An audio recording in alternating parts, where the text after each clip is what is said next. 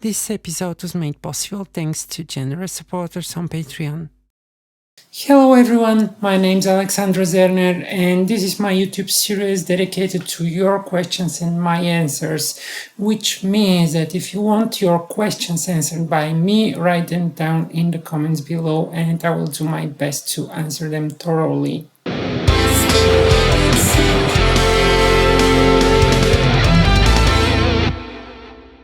This is the 7th episode of the series and today there are some interesting questions, so let's get started.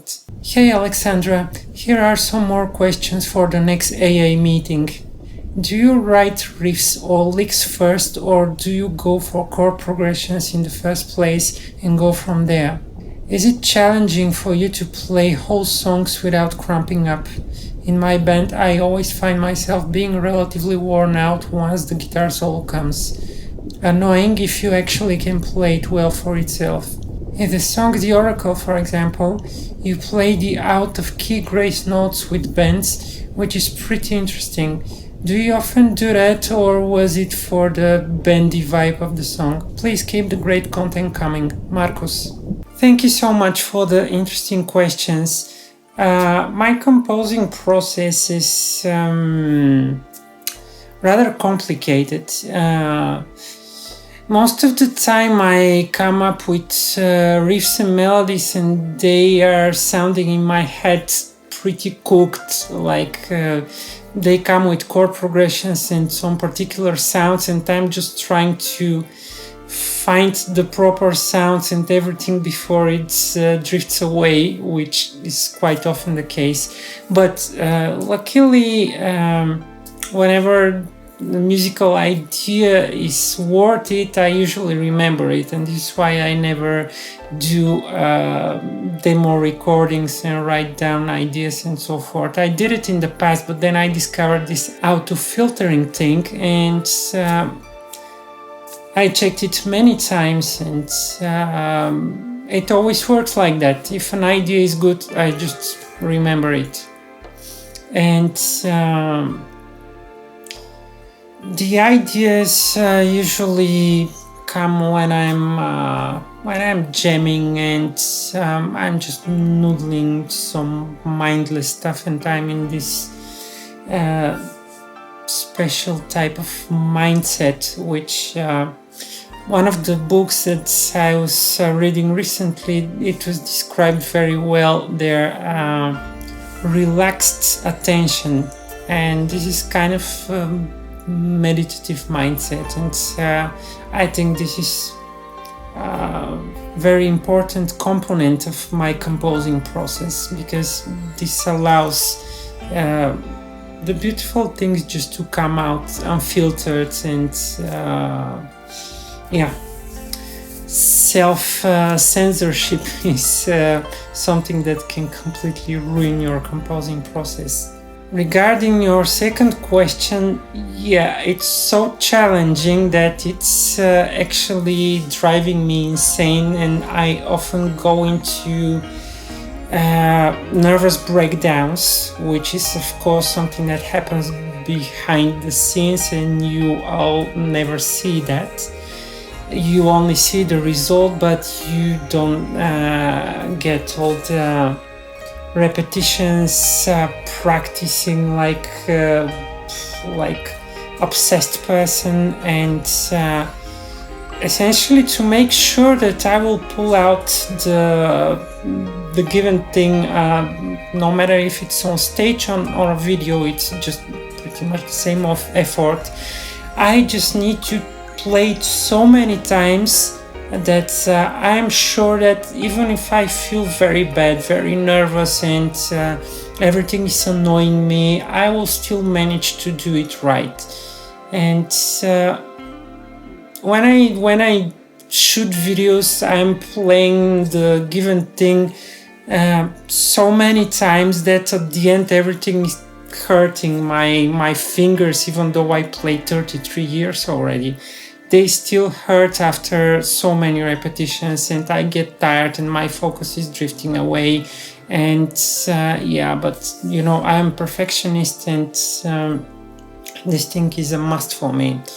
And For example, even when I'm recording albums, I often go into such amounts of takes, like 150 takes for a single part or something like that. So, I mean, this is the type of dedication you need if you want to have that level of perfection that will allow you to present yourself always in the best possible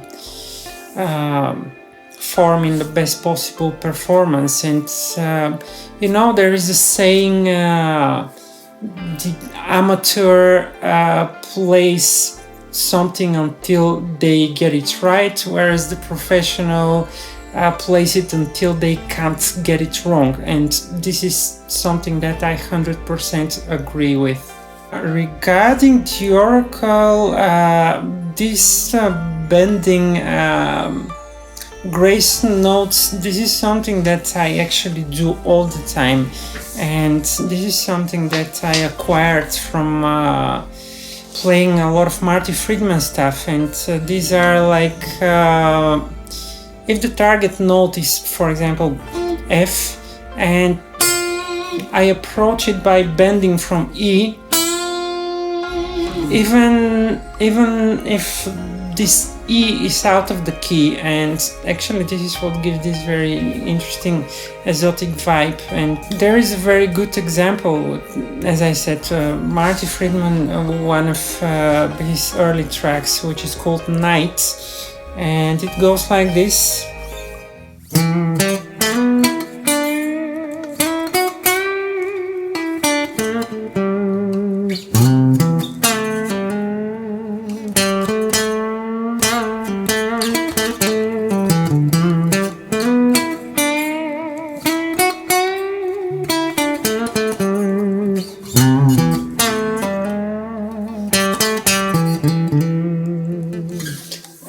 I think this illustrates beautifully this type of bends. And here the melody, this is like the absolute value of the note, but it's approached from D, and you get this interesting kind of Asian flavor. And it's approach that's often used in Chinese and Japanese traditional instruments, and there's a lot of bending there, and this is why we get this kind of perception. And yeah, Marty Friedman integrated these bends very, very skillfully, and I just stole them from him. Since you have said in the past that Brian May was an influence on you, can you discuss some of your favorite Queen songs and maybe play one of your favorite riffs or solos of Brian's? Well, that's true that Brian May has influence on me, and I actually never really talked much about that because the questions always gravitating around shreddy stuff and so forth, and Brian May is not so prominent about his technical abilities, although he has such, of course, but he's like a brilliant guitar player and brilliant composer, and he was probably my first encounter in my life with electric guitar in such a proficiency and such prominent and beautiful parts. And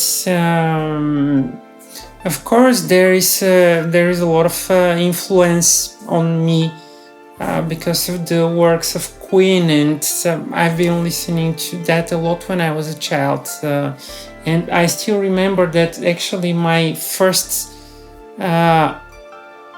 memorable encounter with music altogether was a tape player, and it was some sort of mixtape, and there were a lot of songs by all kinds of bands, but I remember that there were a bunch of songs by Queen that I was just playing over and over again. And of course, one of them was Bohemian Rhapsody, and it's just like a masterpiece. It's like the most emblematic work of this band, and it's still a huge classic, so we can't really go without it. And of course, it's one of my favorite solos, and it's beautifully crafted. And I actually was inspired by this solo to write the solo of Master of Lightning from my third album, Opus 1880. And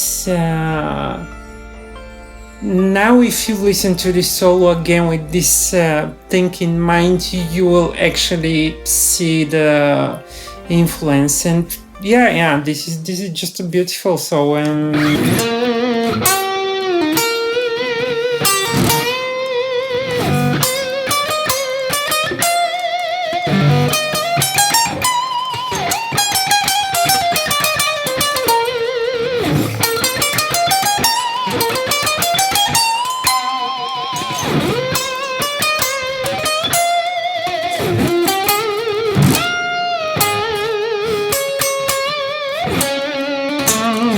And of course, since we're talking about Bohemian Rhapsody, I can't go without mentioning this epic riff and the solo after that.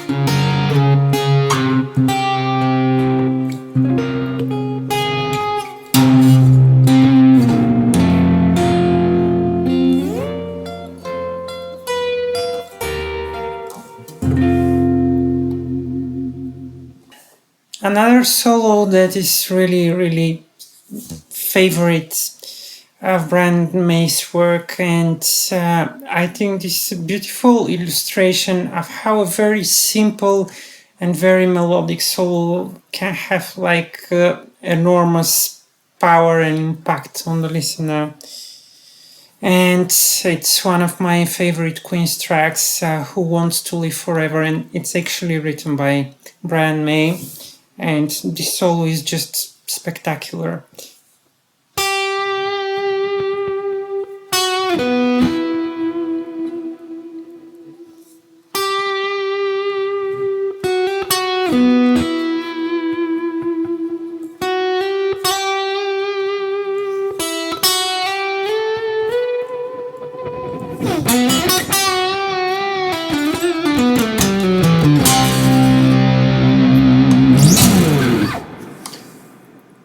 This is just so strong, and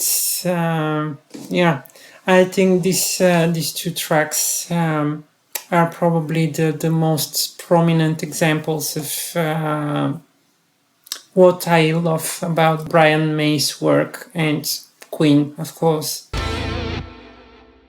I seem to remember that you had a dream of writing film music, so I guess my question is, if you could write the score of any movie you wanted, which one would it be and why?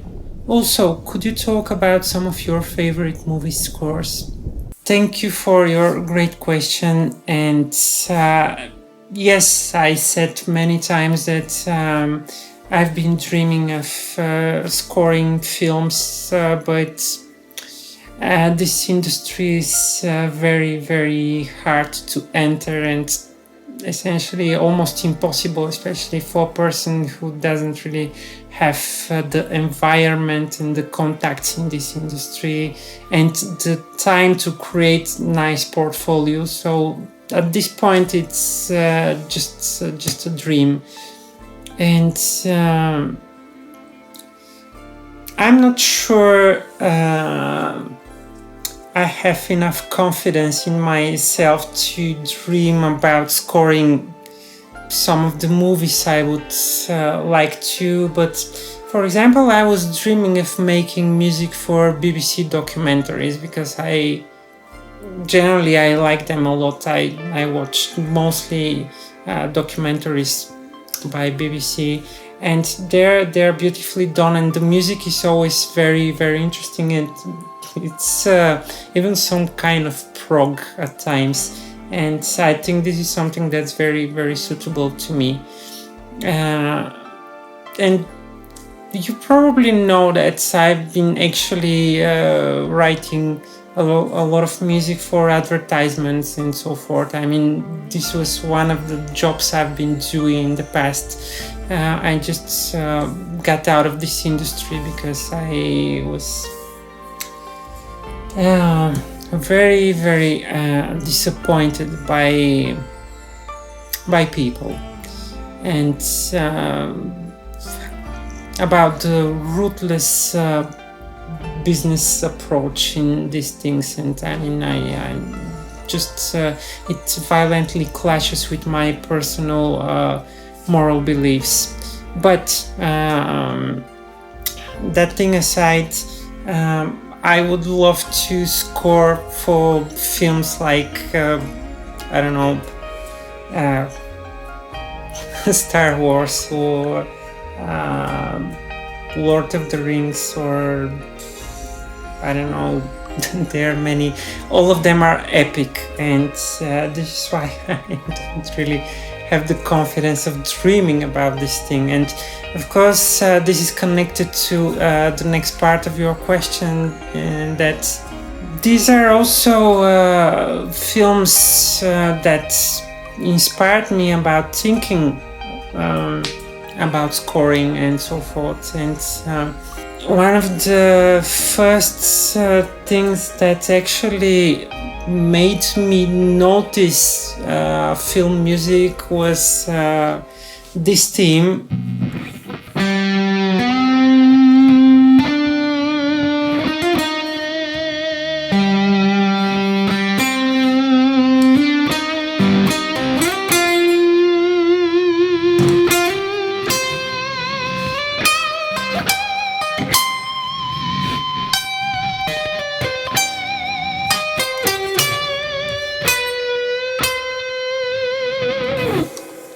I think this is just a brilliant theme, and it impressed me quite a lot. And of course, I was a child back then, and I actually started paying attention to film scores. And the other theme that kind of stuck in my mind back in the 90s, this was the film The Last of the Mohicans, and there was this theme that was just so intense that I kept humming it like for days probably. And the composer of this soundtrack is Randy Edelman. He has a lot of huge titles in his body of work, but this theme was really, really something that impressed me a lot.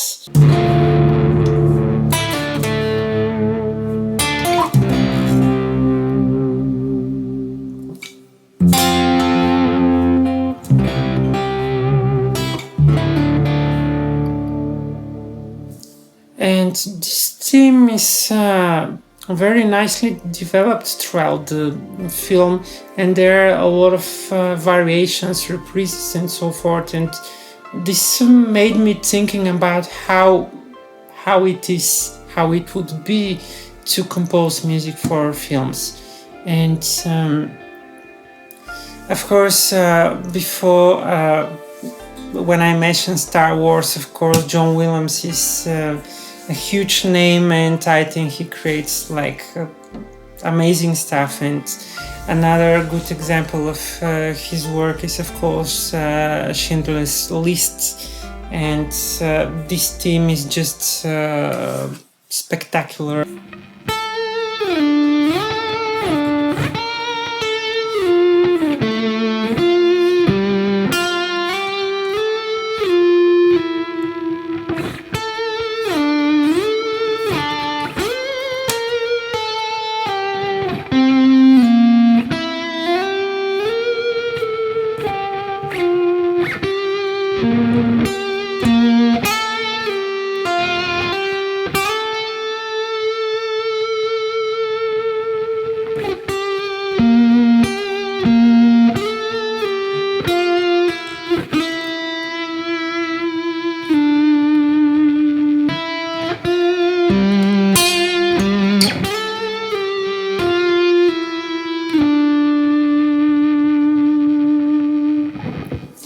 This is an excellent example how, again, a very, very simple melody could have like such a huge impact.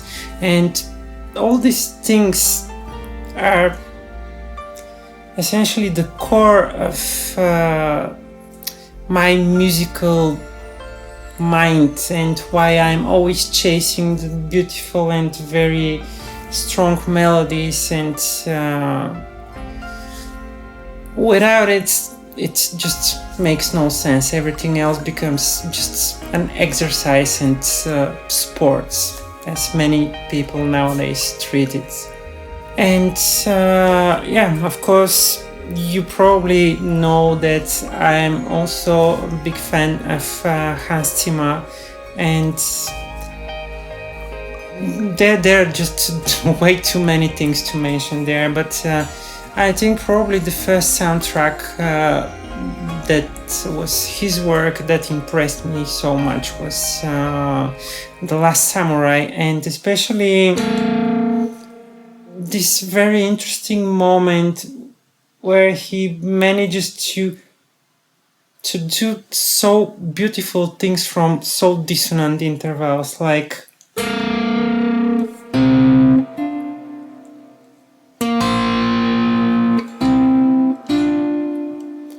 and this is just ingenious. And also this theme,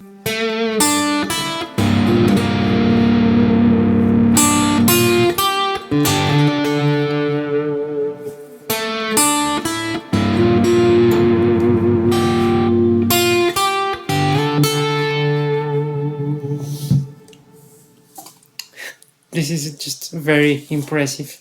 And of course, Pirates of the Caribbean, this theme is epic.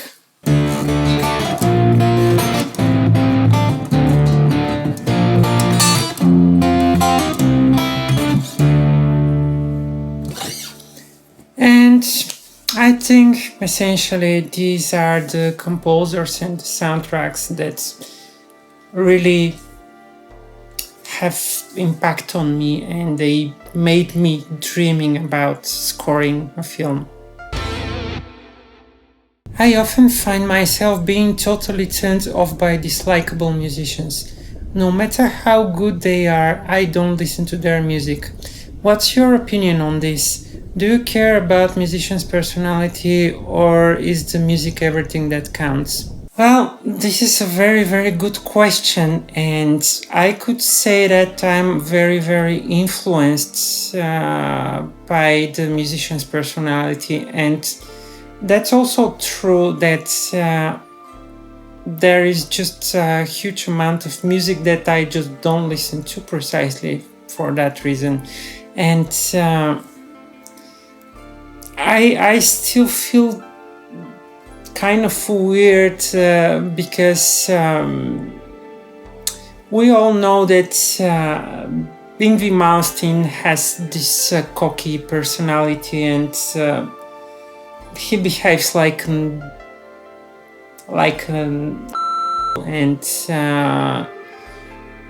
I'm not really sure how to feel about that. I just think that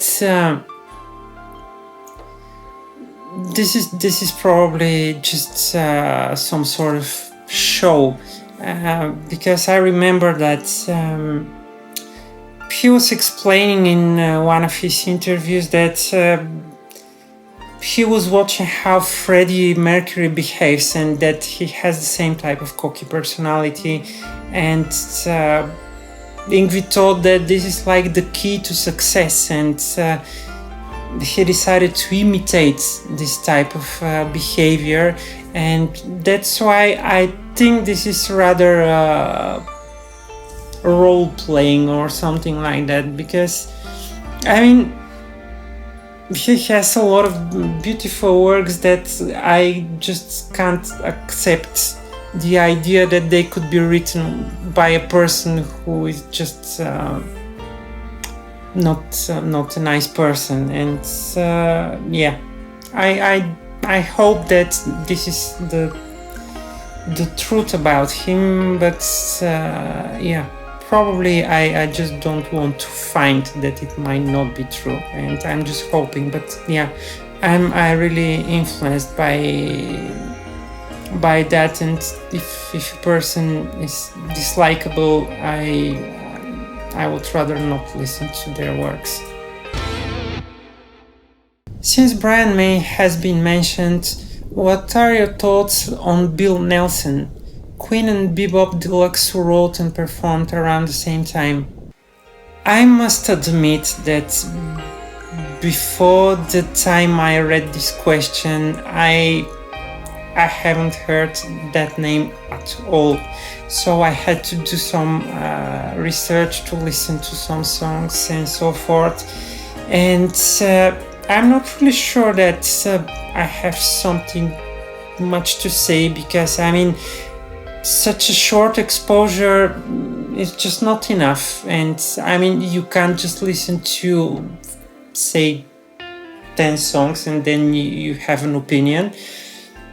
What I could say is just that his playing style just doesn't resonate with me, and I don't know, probably in the future, if I listen to him in some different mode, different context and so forth, probably I will have a different opinion. But right now,